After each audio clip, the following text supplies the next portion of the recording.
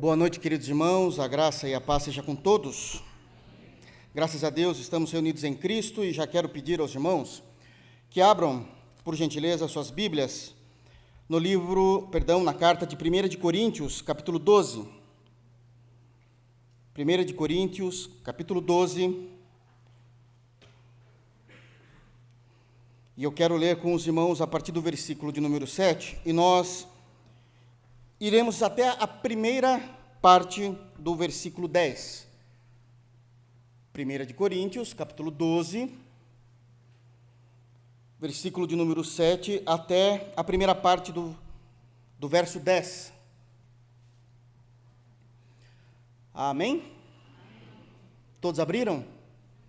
Depois os irmãos vão ficar com as Bíblias abertas, que nós vamos andar um pouquinho nas Escrituras para entendermos melhor aquilo que o Espírito Santo está falando nesse texto. Amém? Diz assim a palavra de Deus, versículo de número 7.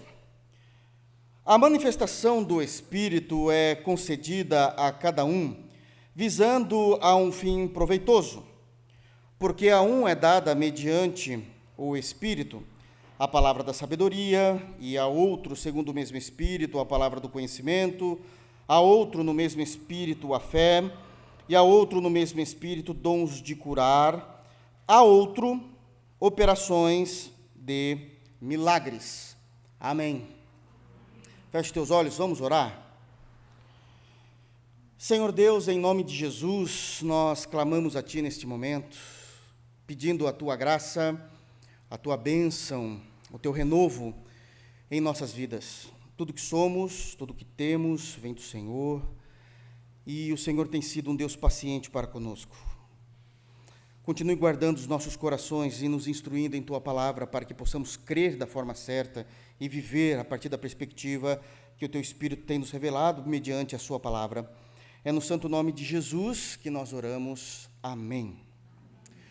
Queridos, nós vamos continuar hoje, permitindo Deus, peregrinando nos dons espirituais, a qual o Espírito Santo revelou ao apóstolo Paulo e, obviamente, à igreja, na carta de 1 de Coríntios, capítulo 12. E hoje eu quero falar com os irmãos, no versículo de número 10 especificamente, nós lemos a partir do versículo 7, apenas para que possamos ter o contexto, mas nós já falamos todos esses dons que são listados dos versos 7 a 9. É isso mesmo, 7 a 9. E hoje nós iremos entrar no versículo de número 10, aonde é falado que a outros irmãos, a outras pessoas da Igreja de Jesus, foi concedido o dom de operação de milagres. Possivelmente existem alguns irmãos aqui que a tradução diz operação de maravilhas, também é correto, ok? É só uma questão mesmo de semântica, mas a tradução também é correta.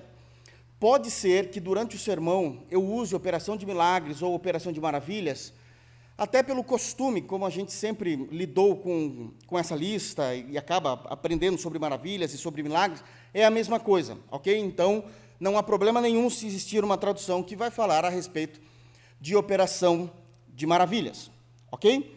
Mas, à guisa de introdução, nós precisamos entender aqui alguns pontos que são importantes.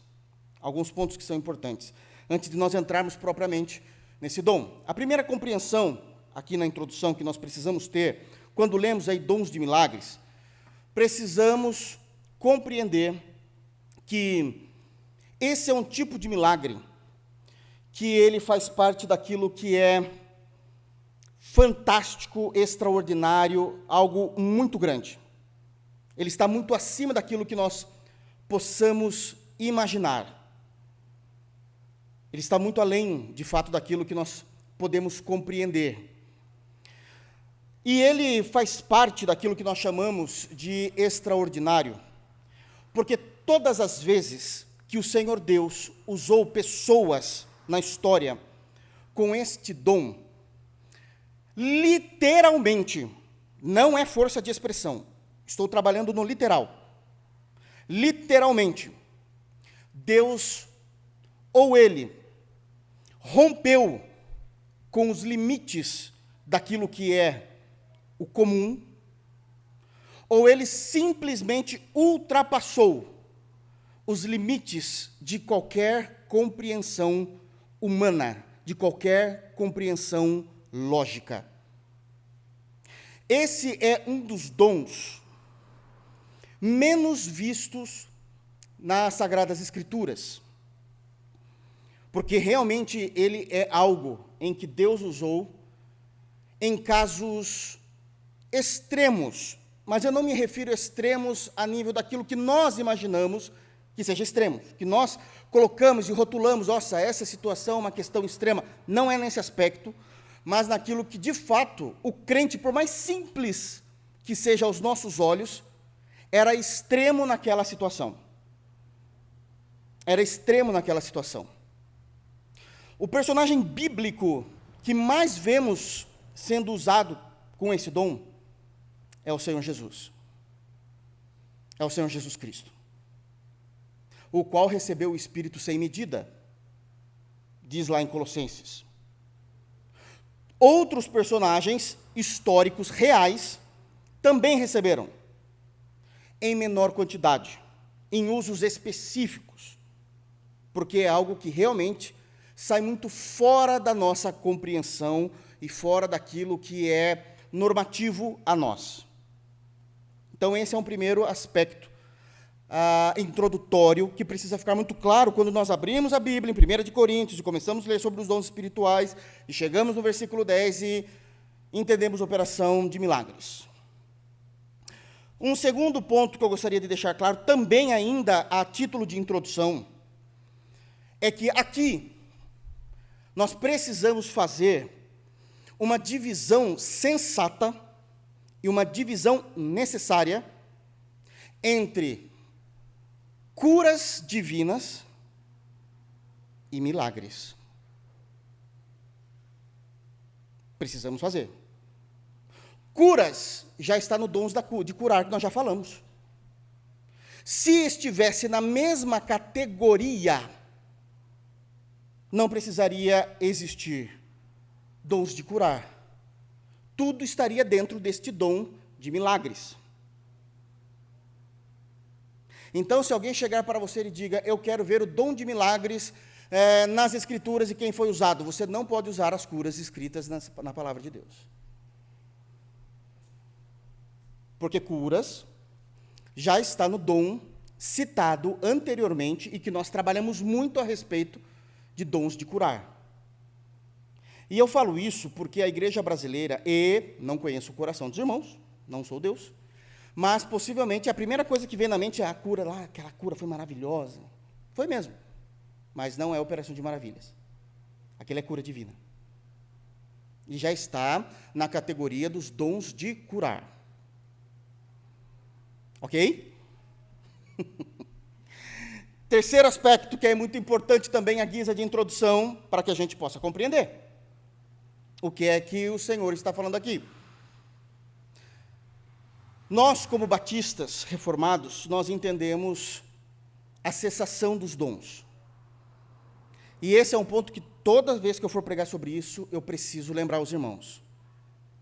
Quando nós falamos que cremos na cessação de dons, nós estamos falando literalmente de dons, nada mais do que isso.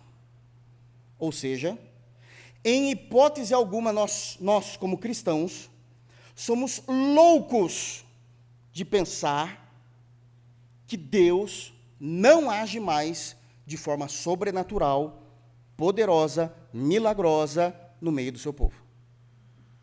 Ele continua sendo Deus. Ele continua sendo Deus. A nossa questão teológica não é com o poder de Deus.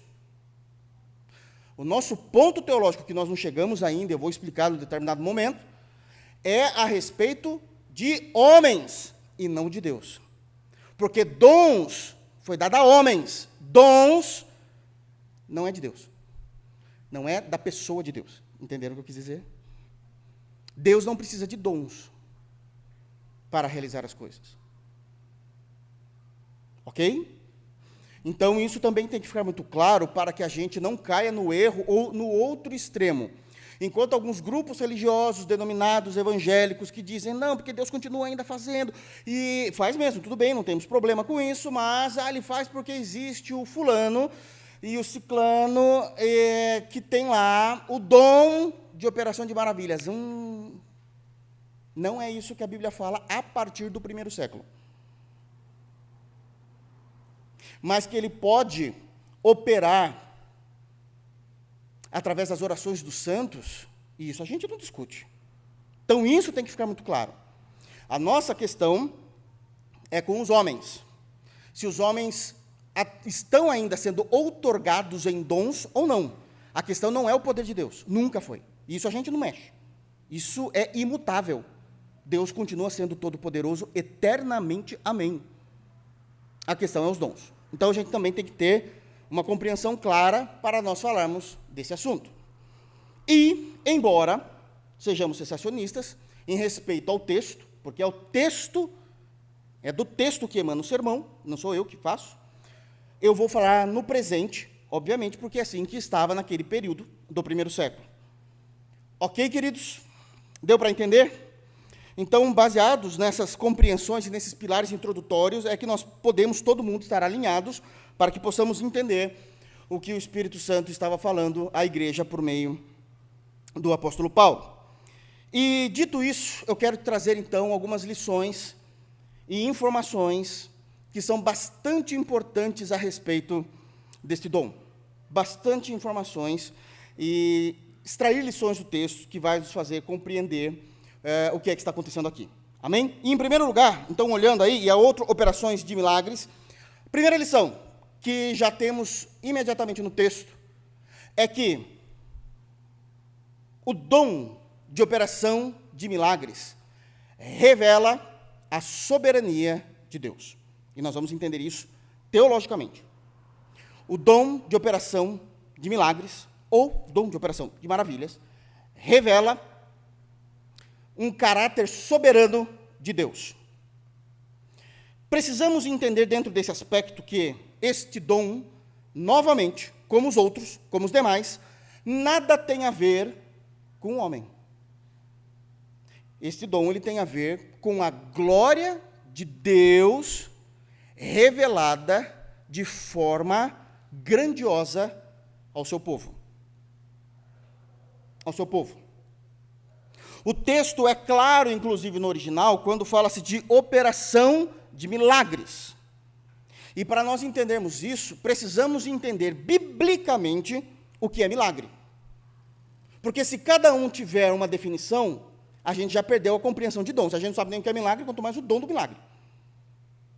Da operação de milagres. Mas eu estou afirmando, nesta lição, que este dom, ele revela o caráter soberano de Deus sobre todas as coisas. Como é que isso faz? Como é que isso acontece? Quando nós compreendemos que a estrutura e a teologia do milagre existem alicerces nela que apontam para a soberania de Deus. E precisamos, então, definir aqui o milagre para entendermos o dom de operação de milagres. E eu quero definir aqui rapidamente com os irmãos, mas eu preciso que vocês prestem bastante atenção. E vocês vão perceber que cada um deles apontam para a soberania de Deus. Então, o que é milagre? Precisamos começar definindo isso. O que é o milagre nas Escrituras Sagradas? Milagre é uma realização da parte do Senhor que possui algumas características. Primeira característica de um milagre. Todo milagre, ele é extraordinário. E precisamos entender isso. A primeira característica de um milagre é que ele é extraordinário. Vamos comigo. O que é ordinário? Ordinário é tudo aquilo que pertence ao comum, que pertence ao que é normal. Extraordinário. Extra está além. Além daquilo que é o normativo. Além daquilo que é senso comum. Extraordinário é aquilo que está além do que é regular. Regular. E se é além daquilo que é regular, logo, extraordinário é tudo aquilo que quebra o fluxo das coisas. Não quero que aconteça. Mas pode ser que um dia você chegue na sua casa e você vai ver na sua caixa de correio e vai ter uma notificação extraordinária. No menor das hipóteses, para não falar extrajudicial. O que isso significa? Que ainda não é oficial, mas é extra. Já é alguma coisa que te chama a atenção. Você precisa dar atenção àquilo. Está além. Todo milagre cai nesse conceito de extraordinário. Está além daquilo que é o normativo e o regular. Ele está além dos processos regulares das coisas. Deixa eu explicar algo. Deus, quando criou o ser humano, ele dotou o ser humano de inteligência e sabedoria. Isto significa que, durante a nossa vida, seja através de conhecimento adquirido ou experiências da vida, conhecimento adquirido, acadêmico, você acaba crescendo, se desenvolvendo, ou por experiências, você consegue saber aonde se dará e como se dará o fim das coisas. A gente aprendeu. Eu estudei. Ou então, eu vivi isso. Eu sei como funciona. Coisinha boba. Coisa boba. Todo mundo vai responder a mesma coisa. Imagina que vocês estão numa autoestrada. No limite da velocidade. Você vê uma primeira placa dizendo daqui 5 quilômetros, fim da rodovia. E um desenho embaixo, falando que tem um barranco. Você anda mais 1 quilômetro, a mesma placa, só que agora diminuindo. Daqui 4 quilômetros, fim da rodovia, um barranco. Daqui 3 quilômetros, fim da rodovia, um barranco. E assim vai. Daqui 1 quilômetro, fim da rodovia, um barranco. Daqui 500 metros, fim da rodovia, um barranco. Daqui 100 metros, é muito próximo para carro. Fim da rodovia e um barranco. E você está no limite da velocidade. Quando você ultrapassa a rodovia e vai para o barranco, o que acontece?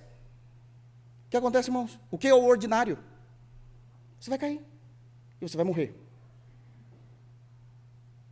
A ideia de dons, de milagres, é você ser sustentado por Deus nesse barranco. E isso precisa de uma compreensão e maturidade espiritual muito grande, porque vai muito além daquilo que a gente possa imaginar. Começa a entender a dificuldade do dom? Vocês estão achando difícil? Então vamos para a Bíblia. Gostaria que os irmãos abrissem a Bíblia no livro do Êxodo, capítulo 14. Se para os irmãos é difícil a gente imaginar Deus sustentando a gente caindo de um barranco, que tal a gente falar de Deus abrindo o mar inteiro?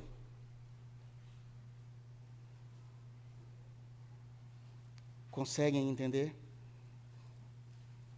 como as coisas acontecem? Isso mostra um assunto e um tema extraordinário. Está dentro do pilar do que é um milagre. No capítulo 14 de Êxodo,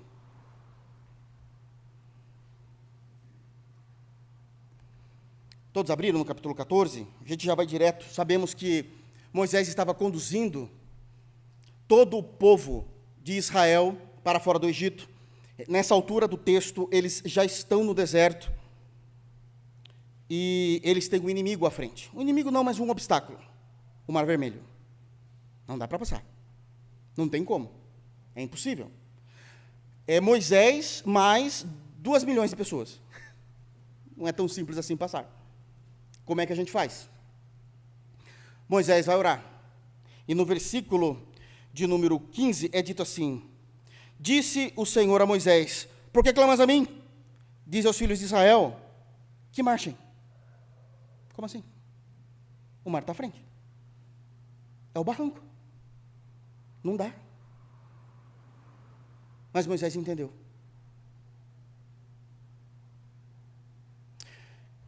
Quem abriu o Mar Vermelho foi o poder de Deus, mas quem decretou foi Moisés. Isso é dom. É só a gente olhar para o versículo de número 19. Aqui vai falar exatamente como aconteceu. Perdão, versículo 21.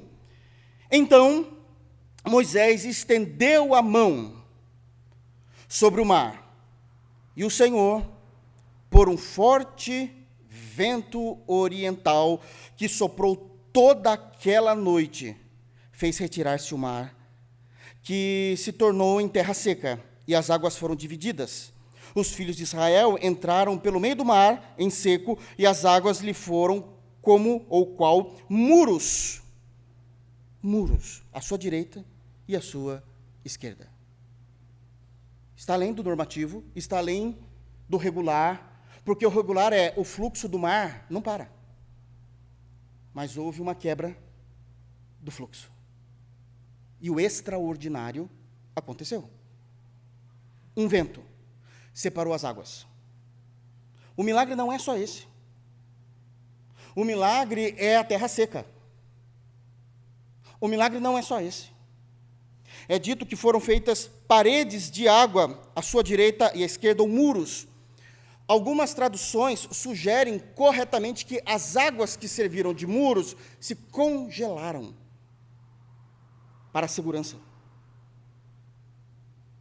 A ideia de muros não é somente simbólico, mas existem compreensões teológicas que falam que havia realmente uma situação ali que até impediu os peixes de passarem. Poderiam cair ali na terra seca. Plum, caiu, não tem mais limite. Então existe essa compreensão. O texto vai continuar dizendo que não apenas isso, mas que a nuvem que sempre acompanhou o povo de Israel, naquele momento, fez as suas duas funções no mesmo momento. Você se lembra que a nuvem era para o dia e o fogo para a noite? Mas o texto, se você seguir, vai dizer que esta mesma coluna de fogo que clareava a passagem no meio do mar para os judeus, escurecia para os egípcios que estavam atrás. Isso é extraordinário. É uma situação crítica.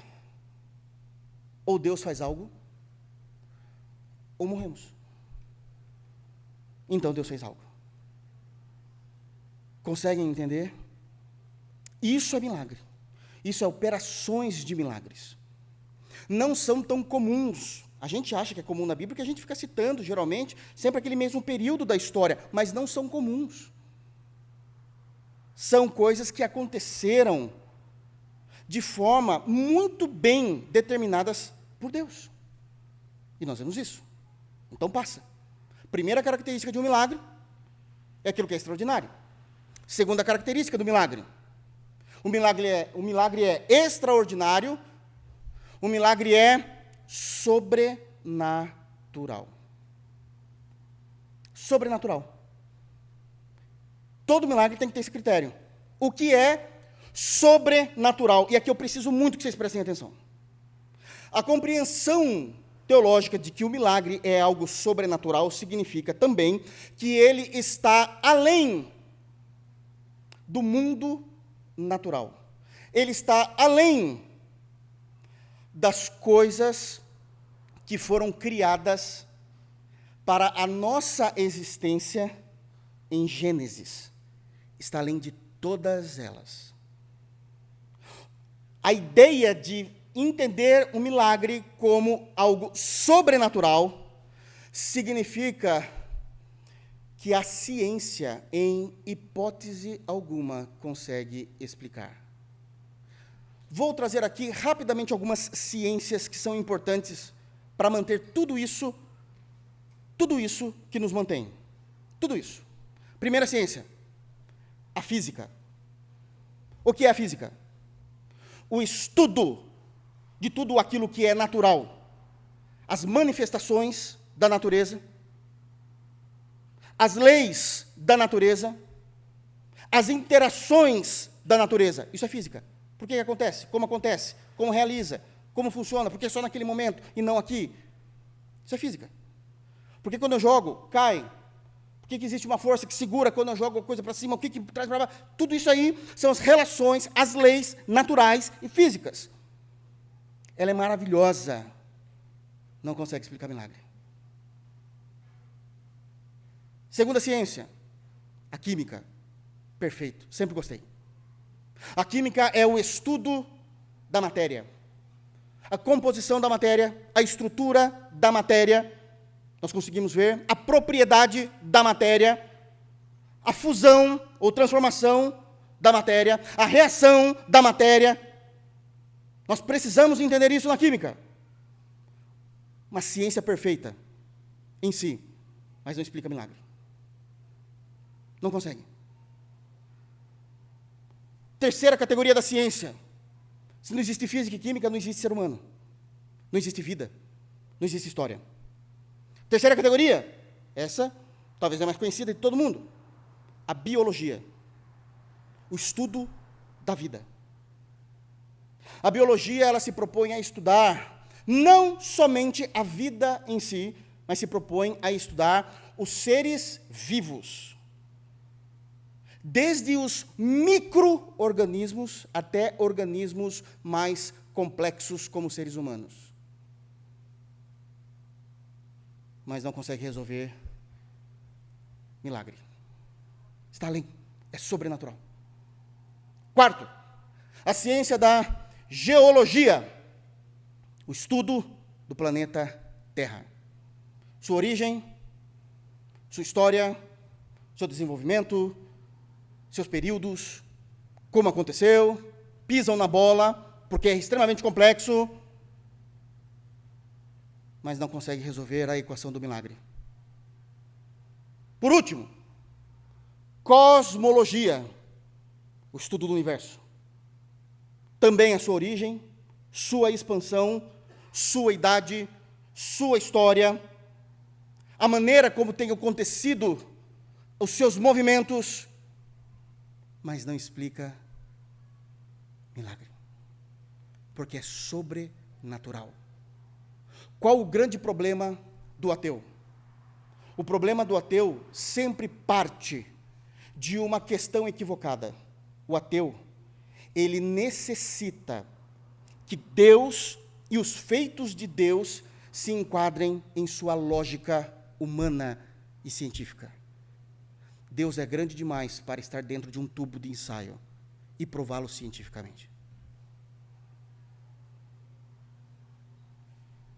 Terceiro critério para milagre, terceira característica: extraordinário, sobrenatural, incomum. O que é isso?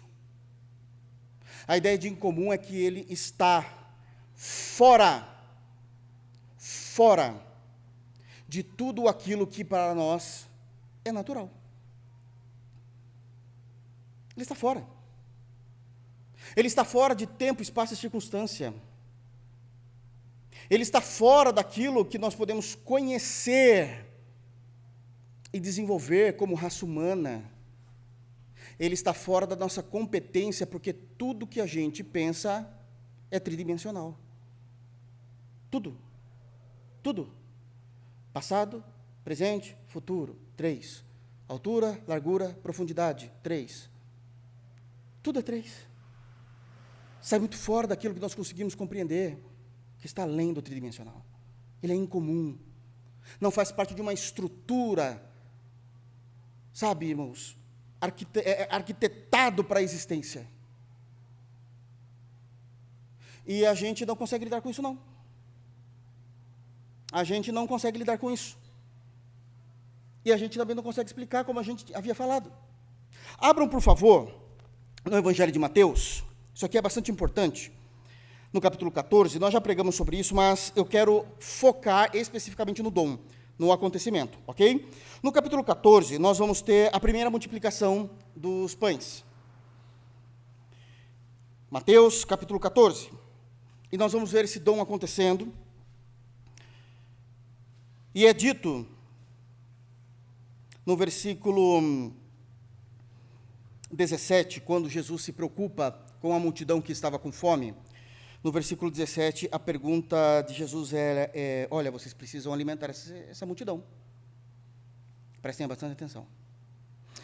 Os apóstolos falam, olha, eu estou focando especificamente no milagre, tá? Então não estou olhando para as circunstâncias ali, não. Então, a gente não tem como fazer isso, não. Só tem um menino que tem um lanchinho aí. Qual é o lanche? Diz o versículo 17, olha, é somente 5 pães e 2 peixes. E Jesus diz, trazemos. Versículo 19, e tendo mandado que a multidão se assentasse sobre a relva, tomando os 5 pães e 2 peixes, erguendo os olhos aos céus, os abençoou, depois tendo partido os pães, deu aos discípulos, e este às multidões, e todos comeram e se fartaram, e dos pedaços que sobejaram, recolheram ainda 12 cestos. Isso daqui fala muita coisa. Fala pelo menos o segundo aspecto do milagre. Ele é sobrenatural, e se ele é sobrenatural, ele é inexplicável pela ciência. E é interessante porque esse é o único milagre, não estou falando de curas, ok? Prestem bastante atenção, essa distinção é muito importante.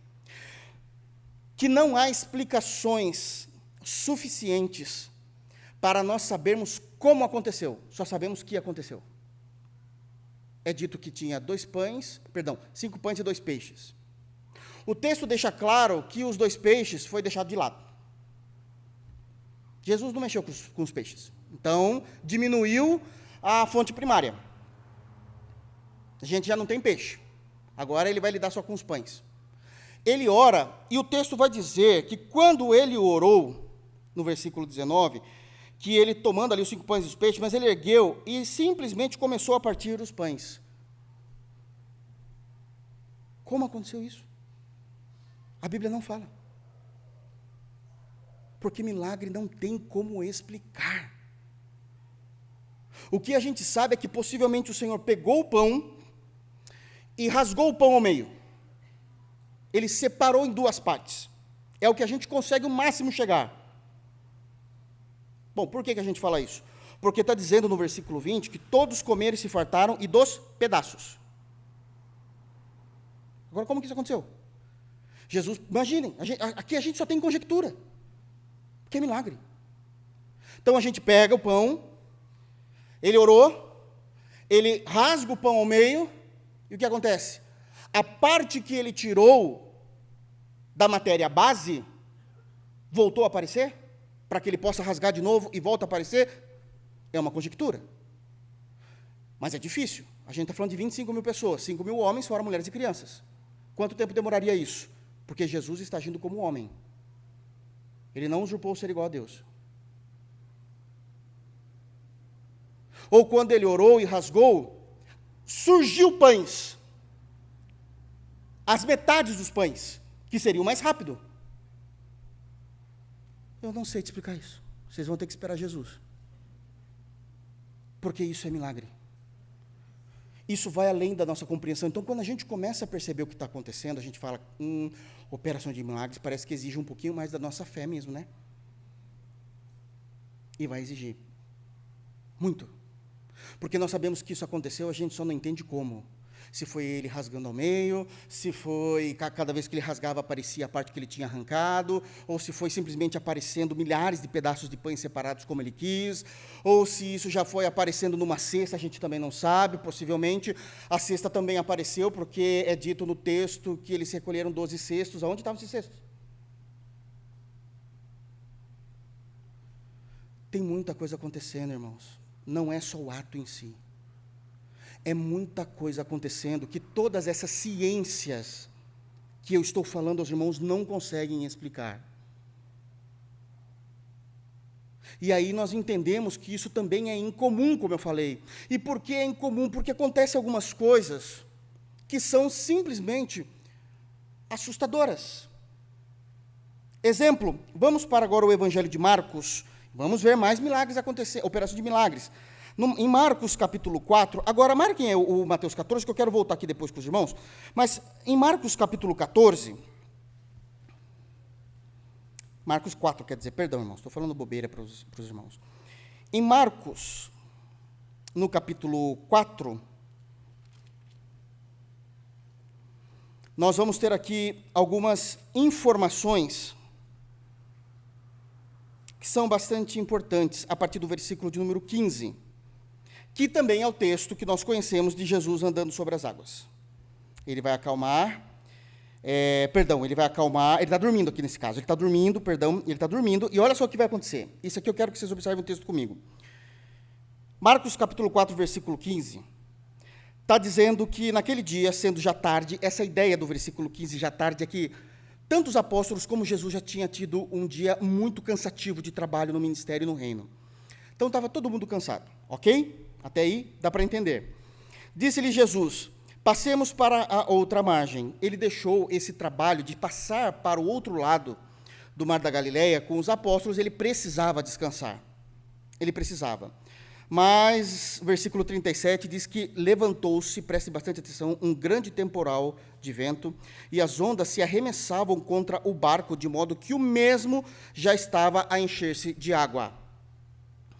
Quem é que está dentro do barco? Isso precisa ser levado em consideração. O Senhor Jesus, que estava dormindo, alegremente, profundamente, porque ele não acordou com o que estava acontecendo. Irmãos, possivelmente, eu vou usar uma palavra que eu sei que ela é meio nojenta, mas possivelmente todos nós nessas horas já estaríamos vomitando. O nosso cérebro e os nossos ouvidos, com os líquidos que há dentro dos ouvidos, não iria conseguir dar conta dessas informações de equilíbrio para o cérebro. O abençoado do Senhor está dormindo. E os outros, gritando, estão desesperados. Quem são esses que estão com eles? Os apóstolos, cuja maioria sabia muito bem sobre mar, sobre pescar.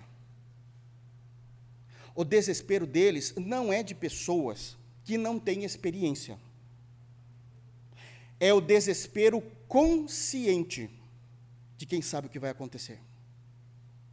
E uma vez que a água já está entrando no barco, eles sabem, porque eles são seres humanos, criados à imagem de Deus, e por isso dotados de inteligência e sabedoria, e eu sei que quando isso acontece, a gente morre.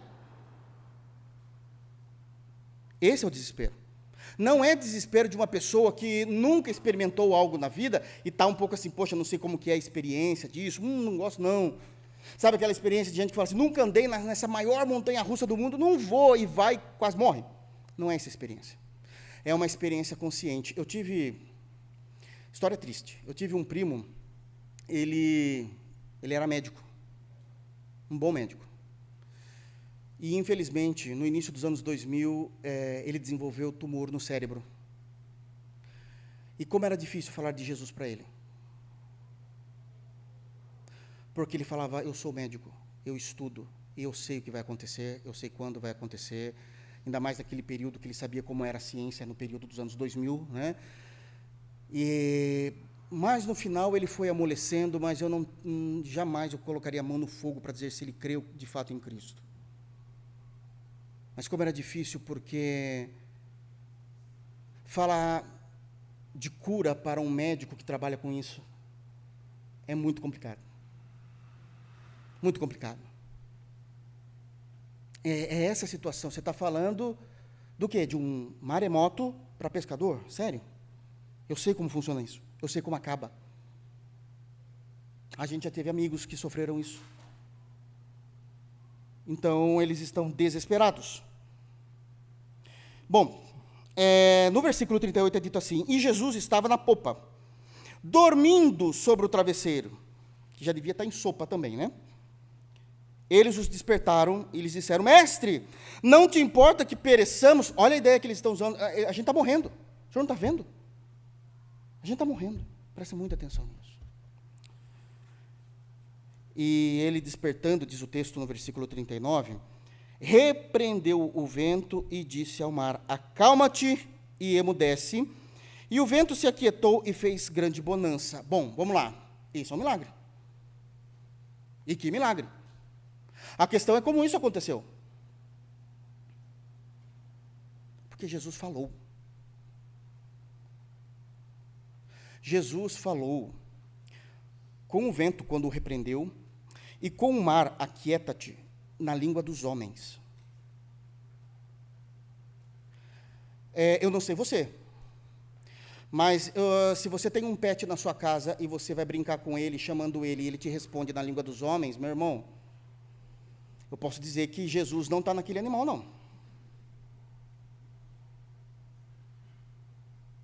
E nem no restante da criação, porque a língua dos homens é exclusiva dos homens. E às vezes a gente não para pensar que quando Deus fala, Ele fala do jeito que Ele quer, Ele vai chegar no âmago do que Ele quer. Não importa a língua que Ele use. Isso é milagre. Nós, mesmo sendo cristãos, nós não chegamos para a chuva e fala, para chuva, para vento. Sol, se esconda atrás de uma nuvem. Eles não falam a nossa língua. Mas o milagre rompe o regular, o extraordinário, acontece e eles ouvem.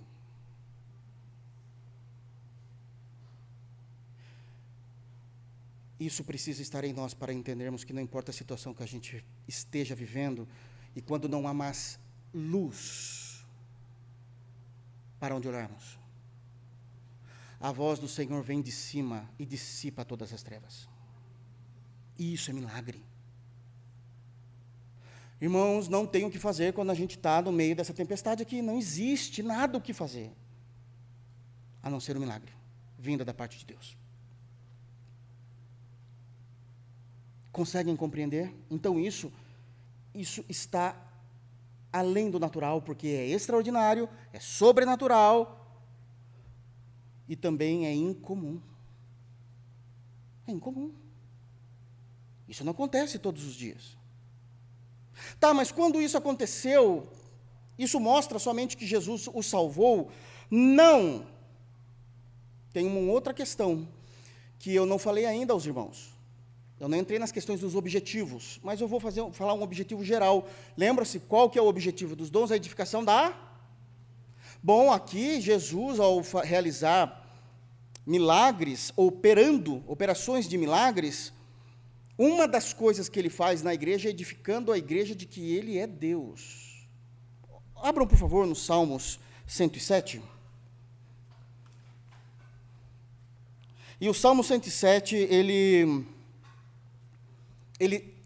inicia o último livro dos Salmos da Bíblia, que é de Salmos 107 a 150.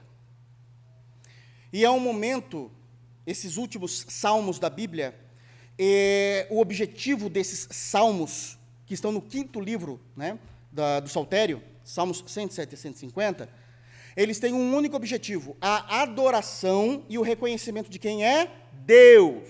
Isso é muito importante. A adoração e o reconhecimento de quem é Deus. E quando se abria o 5º livro dos Salmos, que aqui a gente tem todos os 150 juntos, mas abria-se o 5º livro, o primeiro era o Salmo 107. E, ao abrir, eles cantavam que Deus, ele era magnífico, majestoso e todo-poderoso, e o único capaz de livrar de todas as situações. E estas situações que estão sendo ditas em todo o Salmo, quando era cantado, eram situações exclusivas que só Deus poderia fazer. Eu queria que os irmãos olhassem comigo o versículo 29. Podemos ler? Salmo 107, 29. O que Deus faz? Vamos no 28. Então, na sua angústia, clamaram ao Senhor, e Ele os livrou de suas tribulações, fez cessar a tormenta, e as ondas se acalmaram, então se alegraram com a bonança, e assim os levou ao desejado porto. O que Jesus fez em Marcos 4 é o cumprimento de uma característica que só Deus pode fazer. Olha que isso é edificar. Às vezes a gente se esquece desses salmos, mas os judeus lembravam. Por isso a pergunta, quem é este? Que até o mar e o vento obedecem. Eles sabiam de quem eles estavam falando. Eles só estavam com medo de confessar isso em voz alta.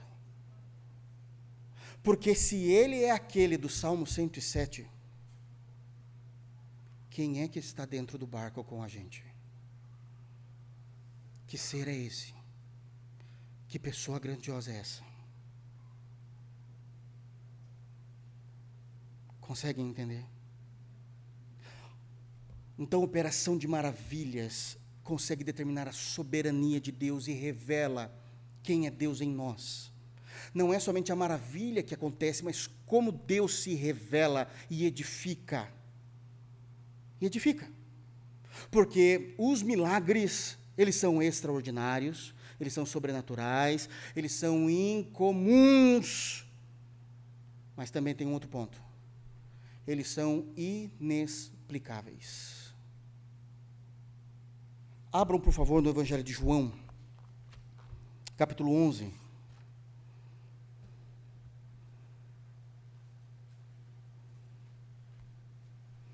E nós vamos ter a ressurreição do Lázaro. E nós sabemos que Jesus demorou para chegar. E vai haver uma conversa. E isso daqui é muito importante para a gente entender dom de operação de maravilhas. No versículo 17 é dito: chegando Jesus, encontrou Lázaro já sepultado havia 4 dias. Isso aqui é importante. Havia 4 dias.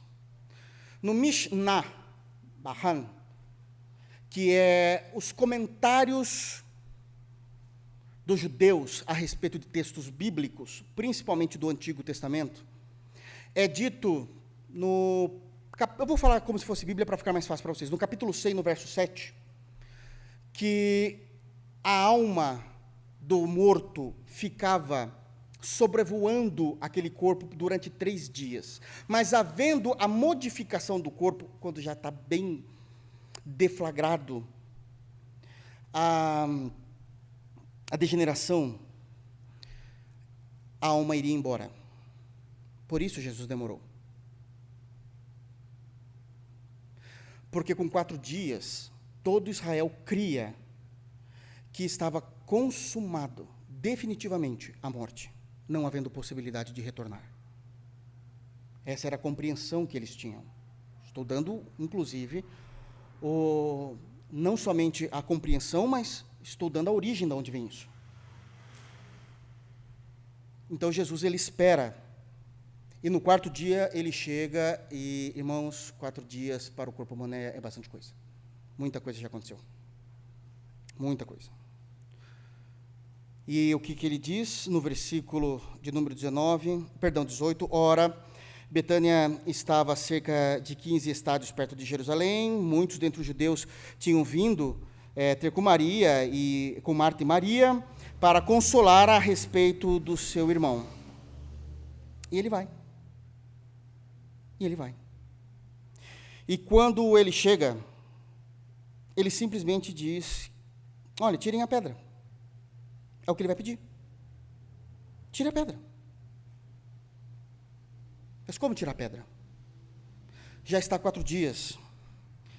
As circunstâncias que o texto está dizendo ele já está sepultado, já está mal cheiroso, o espírito, de acordo com os judeus, com a compreensão judaica, já foi embora, e a morte já foi constatada, ou seja, uma impossibilidade. E ele vai dizer assim: olha, mas você crê? É o que ele vai começar a trabalhar a partir do versículo 26. Você crê? E ele não faz muita coisa, não, ele simplesmente chega diante do sepulcro e fala: Lázaro, vem para fora. E é dito que Lázaro, ele se levanta, e ele se desenrola. Olha, a partir do versículo 41, tiraram então a pedra, e Jesus, levantando os olhos para o céu, disse ao Pai: graças te dou, porque me ouvistes. Aliás, eu sabia que sempre me ouves, mas assim falei por causa da multidão presente. Um dia a gente fala sobre essa questão aqui. E, tendo dito isto, clamou em voz alta: Lázaro, vem para fora. Saiu aquele que estivera morto, tendo os pés e as mãos ligados com ataduras e o rosto envolto num lenço. Então lhe ordenou Jesus: desatai-o e deixai-o ir. O que é isso? Irmãos, ressurreição não é cura, ressurreição é restaurar literalmente a vida que não há mais. Isso é uma operação de milagre maravilhoso. E são pouquíssimas as ressurreições que nós temos em toda a Bíblia, em todo o período da história das Escrituras, porque é algo maravilhoso. Ele falou: vem para fora. E Lázaro imediatamente: como isso é possível? nenhuma ciência explica porque 4 dias, muita coisa já aconteceu no corpo humano, mas muita coisa. Muita coisa. Nos órgãos, nas ligaduras, nos olhos, na língua. Não queiram saber. É feio. É feio.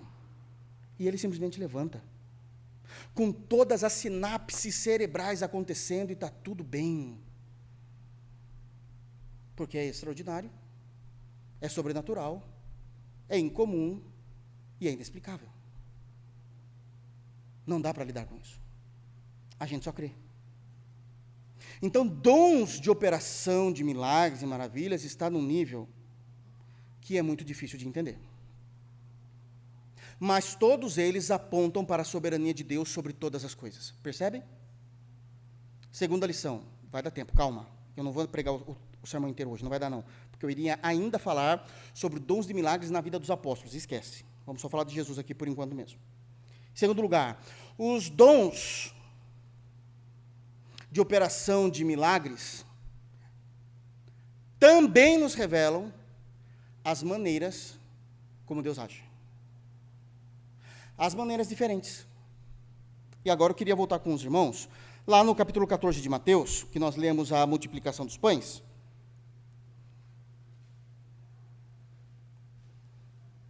Mas eu não quero falar da multiplicação dos pães, eu quero falar do que aconteceu em seguida, que é a partir do versículo 22.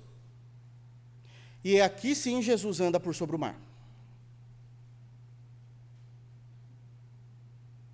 E acho que todo mundo já conhece essa narrativa, que Jesus mandou os apóstolos passarem para o outro lado também.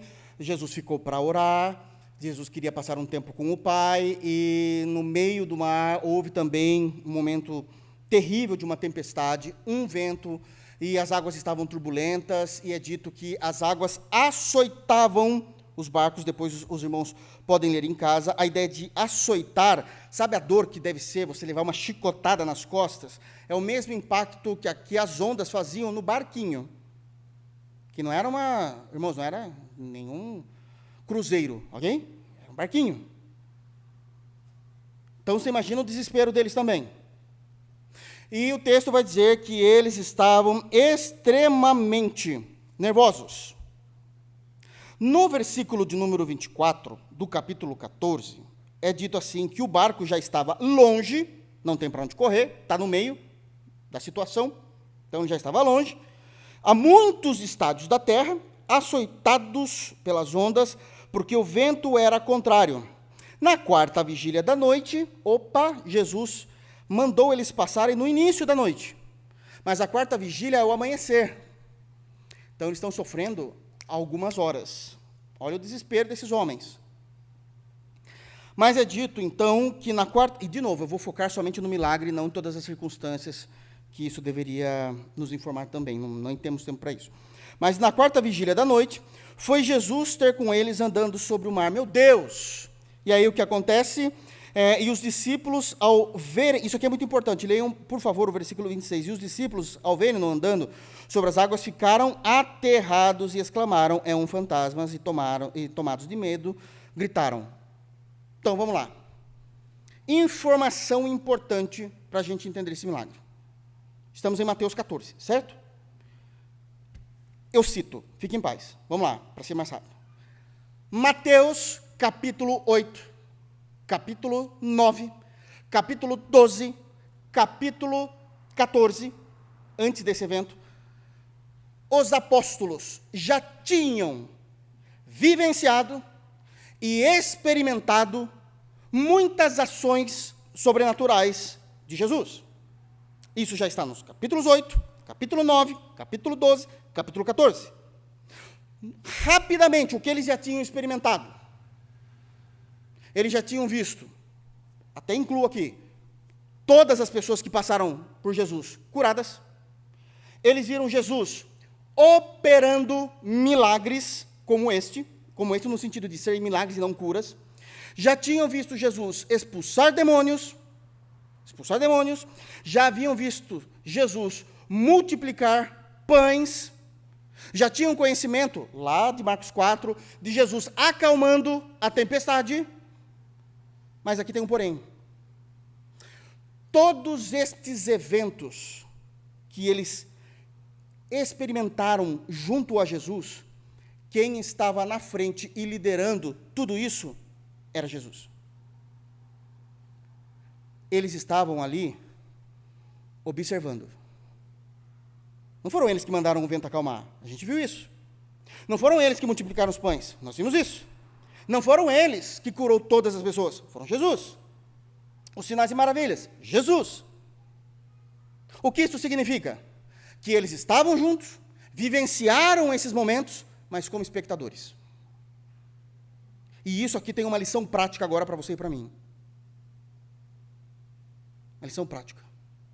A experiência dos nossos irmãos com Deus nos edifica, mas as nossas experiências com o próprio Deus nos marca e nos transforma. E até então eles tinham tido experiência só com os irmãos. Eles eram edificados, eles criam, mas não tinham tido experiências ainda. Chegamos no capítulo 14.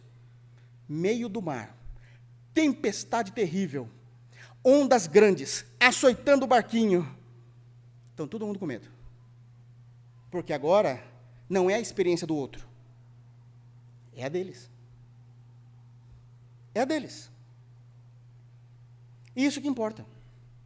E é dito que já chegada, não é isso lá, a partir do versículo 24, é dito que o barco já estava longe, que estava sendo açoitado pelas ondas, eles já estão desesperados.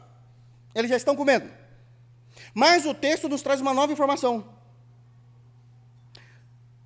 No meio do mar, eu preciso que vocês imaginem isso, porque é isso que o texto está dizendo. No meio do mar, a tempestade acontecendo, as ondas turbulentas, batendo no barquinho, eles com medo, desesperado, é somado ao desespero deles mais um sentimento.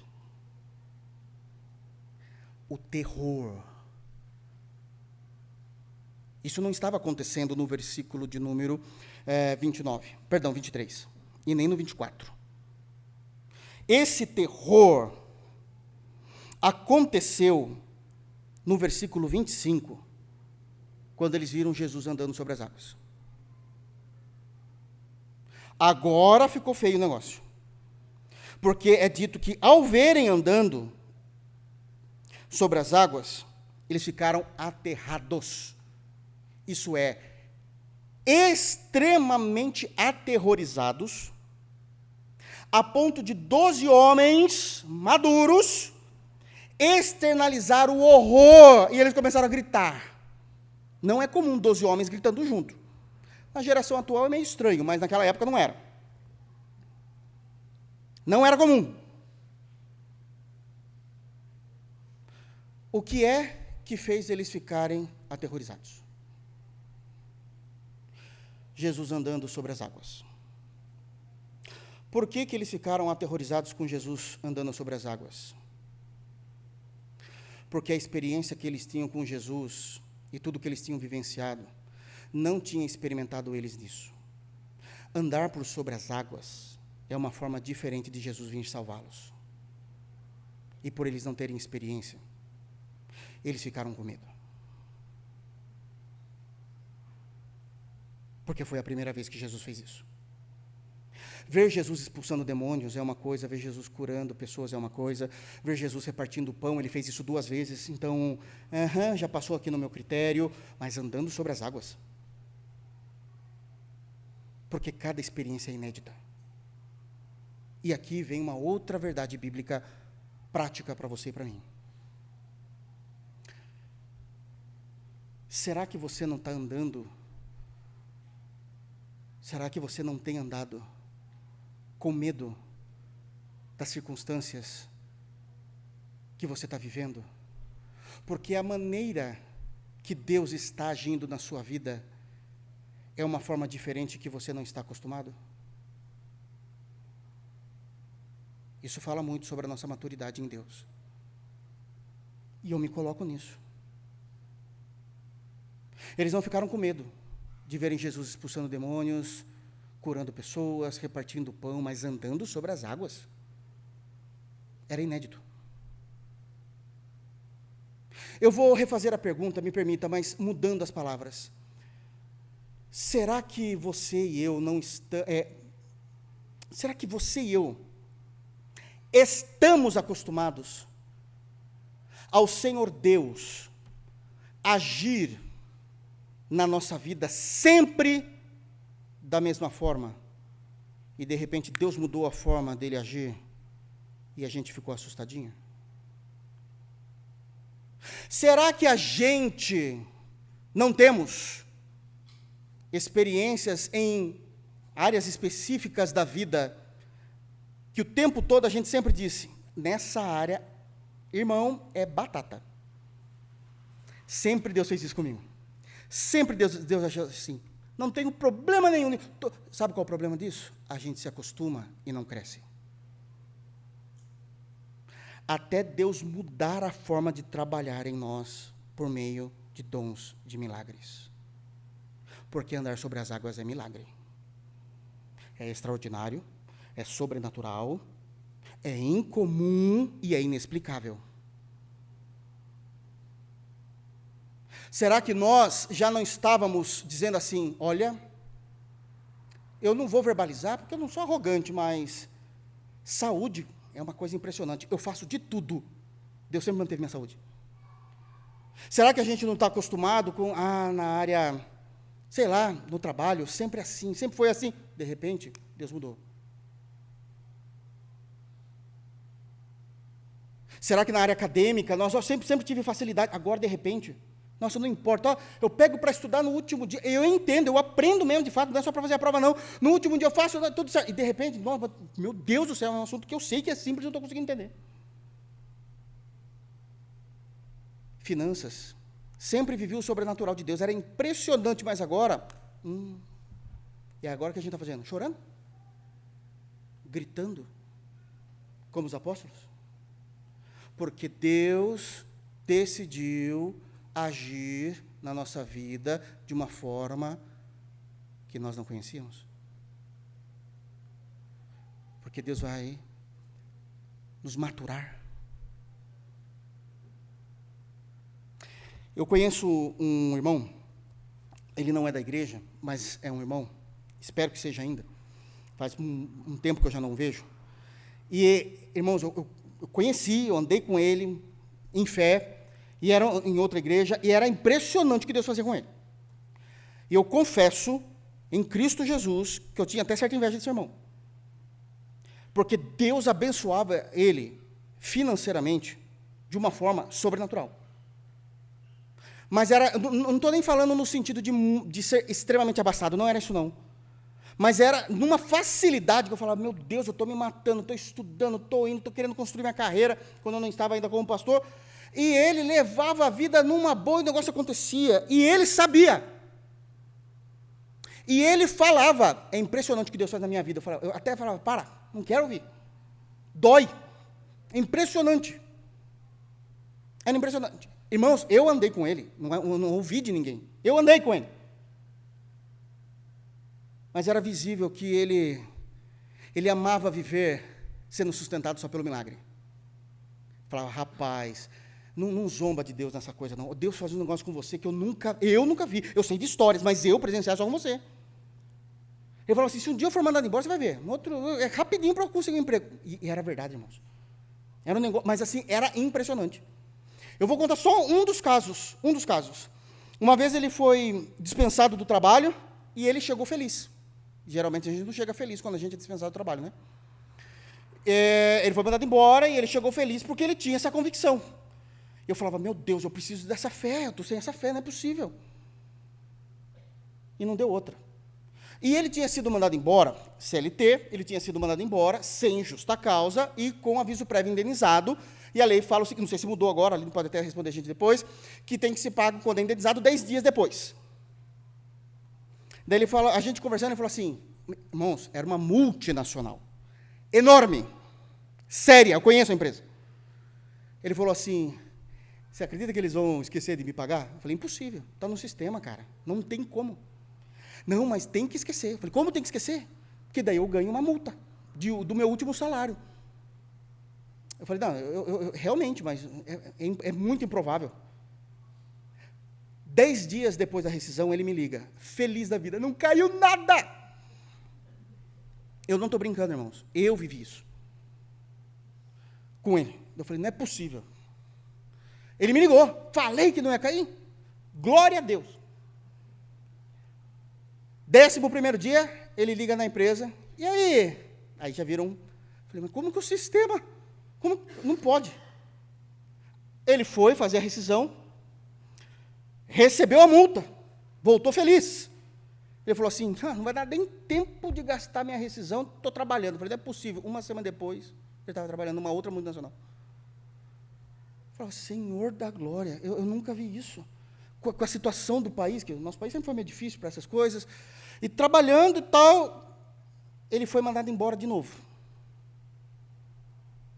Voltou a mesma coisa, feliz. Eu falei, rapaz, você vai ver, eles vão esquecer. Eu falei, não, um raio não cai no mesmo lugar duas vezes, é impossível. E é uma multinacional também. Irmãos, eu vi. Esqueceram de pagar ele de novo. Eu vi, diante do Senhor Jesus, eu estou falando isso.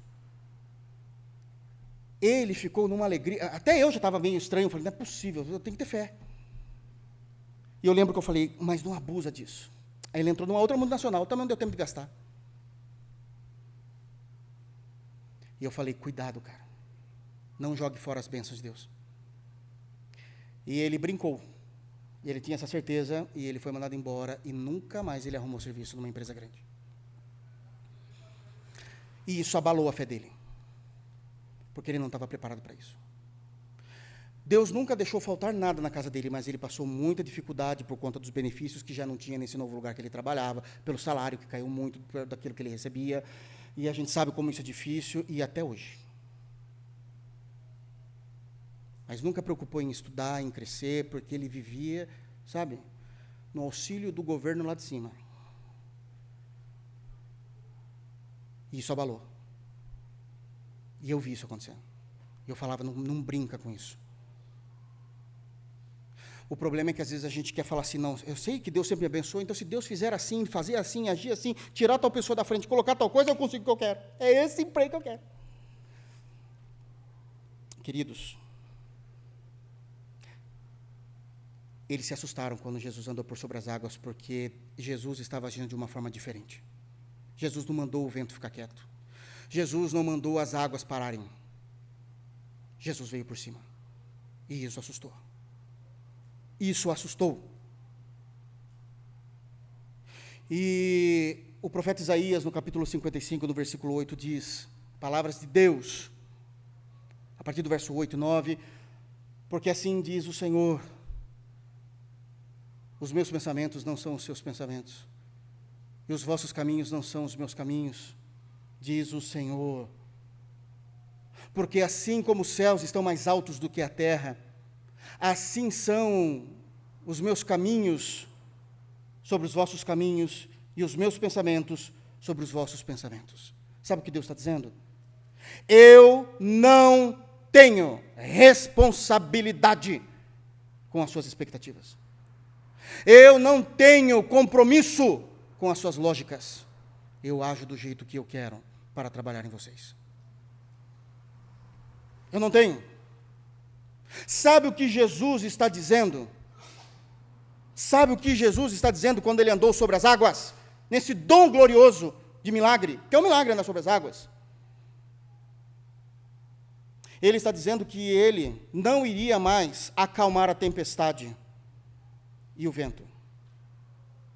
Mas que ele iria, diz o texto, andando, não é nem correndo, sobre as águas. É no tempo dele, do jeito dele, até ele entender que você maturou da forma como ele queria. Jesus está andando até você, meus irmãos. Só depende do tempo em que você vai demorar para amadurecer do jeito que ele quer e que o caráter dele seja formado e moldado em você. Mas como pastor, eu tenho uma palavra para te dar bíblica. Jesus está andando até você. Mas ele não vai parar a tempestade. É o que aconteceu aqui. Enquanto eles não aprenderem. Enquanto você e eu não aprendermos. Porque quando ele chegar, aí sim acabou a tempestade. Porque são um caminho diferente pelo qual o Senhor vai trabalhar dessa vez. E nós precisamos entender isso. O que o Senhor quer então? Simples, para encerrarmos. O Senhor quer somente que a gente confie nele. E que confie que o tempo é dele. Há tempo de colher, né, irmãos? Mas também há tempo de plantar. Há tempo de sorrir. Mas há tempo de chorar. O que depende disso? Do quanto a gente é um bom aluno diante dele. Do quanto a gente vai ser um bom aluno. Até que ele venha mais rápido. E diga, servo bom e fiel. Eu estou aqui. Quer andar? Quer andar sobre as águas? Eu não sei se a gente vai ser Pedro. Mas se não andar, não tem problema. Ele faz o que ele fez com Pedro também. Eu entro dentro do barquinho com você e a gente vai até o porto desejado, até que você tenha fé para andar sobre as águas também. Que Deus nos abençoe em Cristo Jesus. Amém?